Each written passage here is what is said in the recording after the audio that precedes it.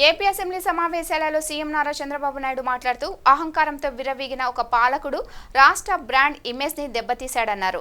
రాజధాని అమరావతిని జీవనాడి పోలవరాన్ని నాశనం చేశాడని, ఈ రోజు కేంద్ర బడ్జెట్లో మన రాష్ట్రానికి నిధులు ఇచ్చి పోలవరం పూర్తి చేయడానికి పూర్తి నిధులు ఇస్తామని కేంద్రం హామీ ఇచ్చిందన్నారు. ఇది ఒక కేస్ స్టడీ కూడా.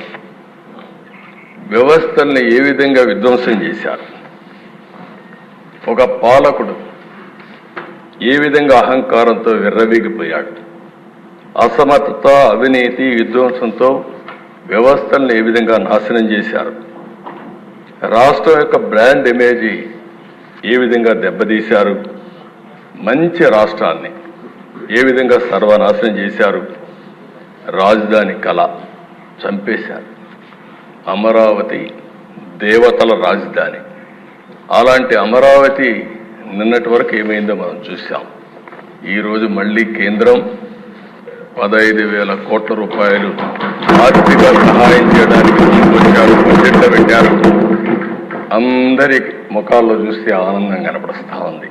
అంటే మళ్ళా మంచి రోజులు ప్రారంభమయ్యాయనే ఆశ ఈరోజు వచ్చిందంటే ఏ విధంగా జరిగింది మనం చూసాం. ఈరోజు అమరావతి పూర్తయింటే దిశ 2-3 లక్షల కోట్ల రూపాయలు ప్రజా సంపద మనకు వచ్చుండేది. అప్పులు చేసే అవస్థ తీరేది. అలాంటి రాజధాని పోయింది. జీవనాడి పోలవరం 72% పూర్తయింది. 2020 నాటికి 21 నాటికి పూర్తి అయిపోయిండేది. ఆ దిశ కావాలని కాంట్రాక్ట్ను మార్చడం, అదే మరి ఆఫీసర్లు మార్చడం, రివర్స్ టెండరింగ్ పెట్టడం, కడాన అతి ముఖ్యమైన జీవనాడైనటువంటి ఈ పోలవరాన్ని గోదావరిలో కలిపేయడం. ఇప్పుడు మళ్ళీ డయాఫామ్ వాల్ నుంచి స్టార్ట్ కావాలి. కాఫర్ డ్యాముల నుంచి మళ్ళా మనం పని ప్రారంభించాలి.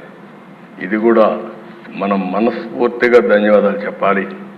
కేంద్రం ఈరోజు బడ్జెట్లో చెప్పినప్పుడు పోలవరాన్ని వీలైనంత తొందరలో పూర్తి చేస్తామని నిర్దిష్టమైన హామీ ఇచ్చారు. వారికి మనస్ఫూర్తిగా